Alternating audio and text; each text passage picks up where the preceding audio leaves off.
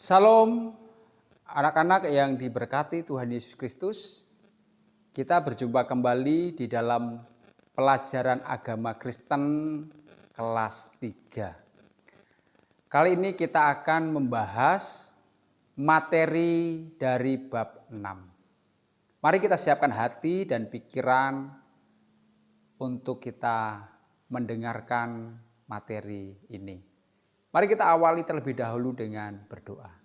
Bapa kami di surga, Bapa yang baik, Bapa yang penuh kasih. Kami bersyukur hari ini Tuhan berikan kami kesehatan, memberikan kami waktu untuk kami kembali belajar. Berikan kami kemampuan untuk mengerti dan memahami pelajaran hari ini. Terima kasih Tuhan, berkatilah pelajaran kami dari awal hingga selesai. Di dalam nama Yesus ini doa kami. Haleluya. Amin. Baik anak-anak yang dikasihi Tuhan Yesus, kita akan melihat materi bab 6 di mana kita akan membahas tentang beraneka ragam hewan atau binatang ciptaan Tuhan. Nah, anak-anak yang dikasihi Tuhan, kalau kita membaca dalam kitab Kejadian pasal 1 ayat 24 sampai 26, di sana kita melihat bahwa Tuhan itu menciptakan berbagai macam jenis binatang. Berarti jumlahnya banyak. Ada jenis binatang ternak, ada jenis binatang melata, dan ada jenis binatang liar. Anak-anak masih ingat pada hari keberapa Tuhan menciptakan binatang? Nah, firman Tuhan berkata bahwa Tuhan menciptakan binatang itu pada hari kelima dan keenam. Ya. Dan semua binatang yang diciptakan Tuhan itu sangat baik dan bermanfaat bagi kebutuhan manusia. Ya. Keberadaan binatang itu menjadi salah satu sumber kebutuhan manusia. Bahkan sangat bermanfaat bagi kehidupan manusia. Jadi Tuhan itu begitu luar biasa. Dia mengerti kebutuhan manusia sehingga Tuhan menciptakan binatang itu untuk manusia. Nah, mari kita lihat penciptaan Tuhan pada hari yang kelima. Ya, pada hari yang kelima Tuhan menciptakan ada binatang yang hidup di air dan binatang yang hidup di udara. Ya. Nah, jenis binatang yang hidup di air itu apa saja? Ya. Seperti ikan, ya. Dan tentu ikan itu banyak namanya, banyak macamnya. Ada ikan lele, ikan gabus, ikan tongkol, ikan mas, bandeng, ya. Kemudian yang hidup di laut ada hiu, paus, ya. Itu jenis ikan-ikan.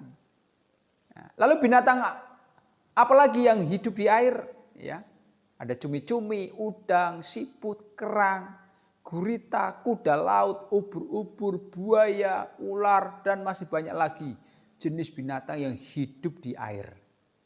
Nah, binatang yang hidup di air itu bisa dibagi lagi macamnya. Ada binatang yang hidup di air tawar, ada binatang yang hidup di air asin. Ya. Dan ada binatang yang hidupnya di ternak dan ada yang hidup secara liar. Ya. Jadi banyak sekali jenis binatang air yang Tuhan ciptakan. Begitu hebatnya Tuhan kita. Mampu menciptakan berbagai macam jenis. Itu baru jenis binatang air.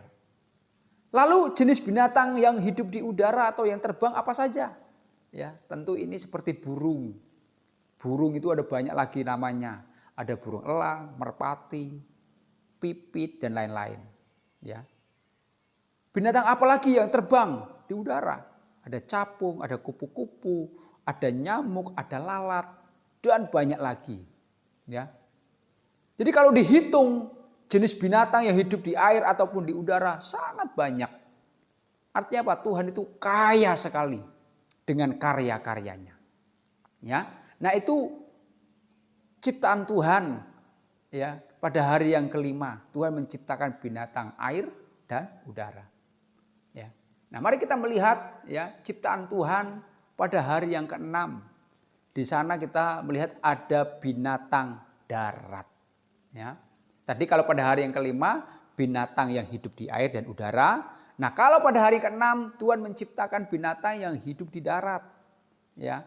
Apa saja itu? Binatang yang hidup di darat. Ya, ada binatang jenis ternak. Ya, seperti sapi, kambing, ya, domba,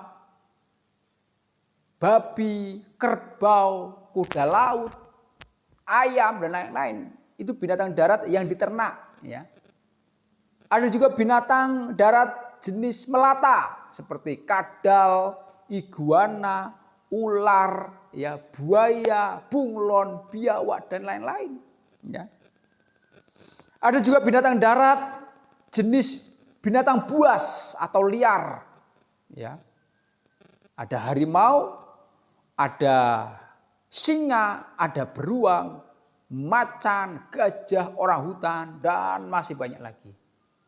Nah, binatang darat ya itu banyak sekali jenisnya anak-anak, macamnya banyak sekali. Nah, Tuhan ciptakan binatang-binatang itu, sekali lagi itu punya manfaat buat manusia. Memang tidak semua binatang itu bisa dimakan atau dikonsumsi. Karena ada binatang yang memang racun, mengandung racun, tidak bisa dikonsumsi. Tapi bisa bermanfaat untuk hidup manusia dalam hal yang lain. Ya, jadi itulah karya Tuhan.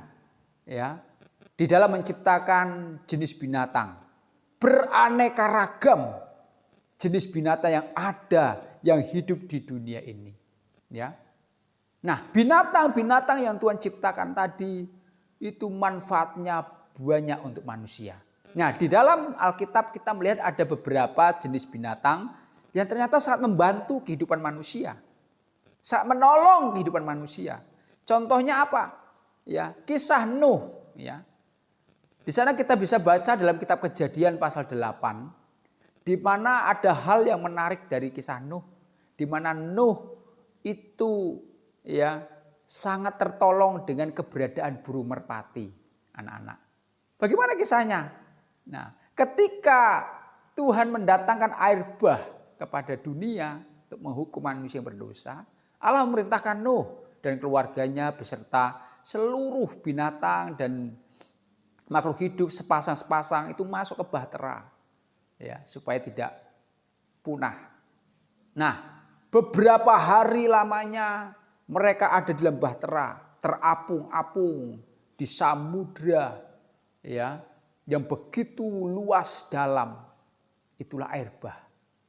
Nah, beberapa hari lamanya Nuh menunggu kapan ya air ini surut.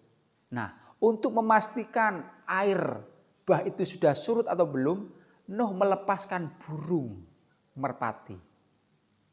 Karena Nuh berpikir kalau burung itu dilepaskan dan dia kembali lagi berarti air masih ada dan masih dalam. Karena burung tidak ada tempat untuk hinggap. Ya.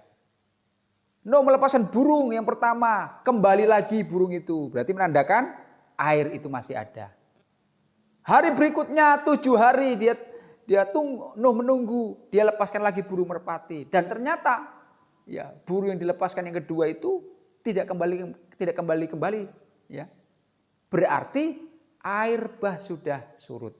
Airnya sudah surut. Dari situ Nuh sudah tahu bahwa airnya sudah surut.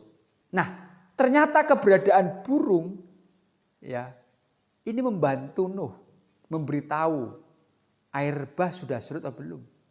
Burung adalah ciptaan Tuhan yang dipakai Tuhan untuk menolong manusia dalam banyak hal, ya, dalam banyak kebutuhan manusia. Ya, berarti sangat bermanfaat keberadaan binatang bagi manusia. Nah, ini contoh dalam Alkitab. Nuh sangat tertolong dengan keberadaan burung. Ya. Ada contoh lain lagi, hal yang sama, yaitu tentang Elia. Kalau kita baca 1 Raja-Raja pasal 17 ayat 2-6, Elia juga begitu. Ya, sangat terbantu dengan keberadaan burung gagak. ketika musim kemarau datang 2-3 tahun, ya, Tuhan memerintahkan Elia pergi ke Sungai Kerit. Selama di Sungai Kerit, Tuhan mencukupi kebutuhan makan minum Elia. Dengan apa Tuhan memberi makan Elia setiap harinya? Tuhan kirim burung gagak setiap pagi sore, burung gagak datang bawa makanan, ya, untuk Elia.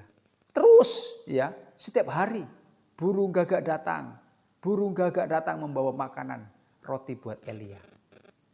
Ya, keberadaan burung di sini sangat menolong Elia. Tuhan pakai binatang untuk kebutuhan manusia. Tuhan bisa memakai, ya, binatang apapun untuk menolong kehidupan manusia. Jadi kita bersyukur. Nah, di kisah yang lain ada juga keledai.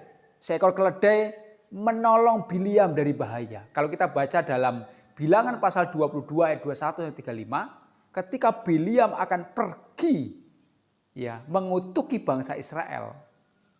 Nah, dalam perjalanan tiba-tiba malaikat Tuhan itu menampakkan diri di depan Bileam.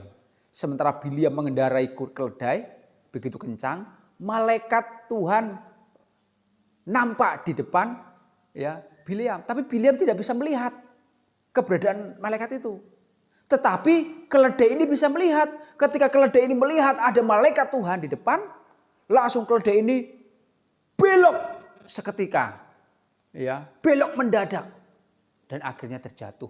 Wah, Bileam marah dengan kudanya dipukul. Tiba-tiba malaikat Tuhan nampak, ya. Dan malaikat Tuhan memberitahu kepada Bileam, untung saja keledaimu belok. Untung saja keledaimu berbalik arah. Kalau tidak, kamu sudah mati. Ternyata malaikat itu, ya, berdiri di depan Bileam dengan membawa pedang. Coba kalau keledai tadi tidak berhenti atau berbelok arah, tentu Bileam akan kena, ya, menghantam pedangnya malaikat Tuhan tadi dan pasti mati. Nah, keberadaan keledai itu menolong Bileam. Ya, ternyata Tuhan itu bisa memakai binatang untuk menolong manusia, ya. Menolong keberadaan kita. Jadi kita bersyukur, ya. Dengan binatang saja bisa Tuhan pakai untuk membantu manusia, ya, anak-anak yang dikasihi Tuhan. Nah, jadi ada begitu banyak manfaat binatang di dalam kehidupan manusia ini. Manfaatnya banyak. Mari kita lihat, ya, seperti kerbau atau sapi, tentu sangat membantu aktivitas petani. Sapi atau kerbau itu bisa digunakan untuk membajak sawah. Selain dagingnya bisa dikonsumsi, air susunya bisa diminum, ya, kerbau sapi itu bisa dipakai untuk membantu pekerjaan petani. Kemudian ada ayam, bebek, ya, selain dagingnya bisa dimakan, ya, ternyata telurnya itu bisa diminum, dikonsumsi menjadi makanan atau bisa jadi obat, ya. Telur ayam kampung atau bebek itu telurnya bisa dimakan dan juga bisa dijadikan obat, ya. Zaman dulu kuda, unta, keledai itu dipakai untuk sebagai alat transportasi manusia. Kalau sekarang itu seperti delman, ya. Kuda bisa dipakai sebagai alat transportasi manusia. Begitu luar biasa, ya, binatang yang Tuhan ciptakan. Selain bermanfaat untuk sumber makanan manusia, tapi juga bermanfaat untuk kebutuhan manusia sehari-hari. Ikan selain bisa dikonsumsi juga bisa menjadi hewan hiasan di rumah, di akuarium menjadi hewan hiasan, ya. Dan ini menarik, anak-anak. Luar biasa Tuhan kita. Oleh karena itu, karena keberadaan binatang itu sangat bermanfaat bagi manusia, Tuhan memerintahkan manusia untuk menjaga dan melestarikan aneka macam binatang. Ya, di dalam Mazmur 104 ayat 10-12, Allah di sana sangat memperhatikan keberadaan hewan ciptaannya. Allah memberi makan, Allah memberi minum binatang ciptaannya. Ya. Nah, cara merawat binatang ciptaan Tuhan adalah harus kita perhatikan. Ya, bagaimana caranya kita menjaga, merawat, melestarikan aneka macam binatang yang Tuhan ciptakan. Ya, misalnya jangan kita berburu binatang secara liar, ya. Kemudian membunuhnya, ya. Kemudian jangan mencemari air laut dengan sampah dan limbah karena bisa membuat ekosistem binatang di laut tercemar, mati. Ya. Jangan menggunakan bahan peledak kalau kita sedang mencari ikan. Nah, itu cara-cara yang perlu kita perhatikan. Ya. Jangan kita merusak ekosistem binatang yang hidup di air, di darat ataupun di udara. Kita sebagai manusia harus menjaga ekosistem binatang supaya binatang tidak punah. Ada banyak orang karena serakah, ragus, memburu binatang yang dilindungi seperti gajah, harimau. Ya, itu banyak orang berburu, ya, mengambil kulitnya, mengambil gadinya, hanya untuk apa? Kepentingan mereka. Ya. Nah, ini hal-hal yang tidak perlu dilakukan sebagai anak Tuhan. Harus menjaga, melindungi, dan melestarikan binatang ciptaan Tuhan. Nah, anak-anak yang kasih Tuhan, pelajaran kita kali ini mengingatkan kepada kita bahwa sesungguhnya Tuhan itu baik. Dia menciptakan berbagai macam jenis binatang untuk kebutuhan manusia. Oleh karena itu kita perlu menjaga dan merawat binatang ciptaan Tuhan. Ya. Nah, di akhir pelajaran ini ada ayat hafalan yang perlu anak-anak renungkan. Di dalam Mazmur 104 ayat 24. Ya, dikatakan, betapa banyak perbuatanmu ya Tuhan. Sekaliannya kau jadikan dengan bijaksana bumi penuh dengan ciptaanmu. Kita lihat bahwa Tuhan itu luar biasa. Banyak sekali perbuatan Tuhan di dunia ini. Ajaib. Tuhan menciptakan semuanya dengan penuh bijaksana. Bumi penuh dengan ciptaan Tuhan yang harus kita jaga, anak-anak. Nah, anak-anak, demikianlah pelajaran kita hari ini. Kiranya anak-anak terus belajar. Kita semua sama-sama belajar untuk selalu menjaga, merawat, melestarikan ciptaan Tuhan, khususnya binatang yang Tuhan ciptakan. Demikian pelajaran kita hari ini. Sampai ketemu di pembelajaran berikutnya. Tuhan Yesus berkati. Salam.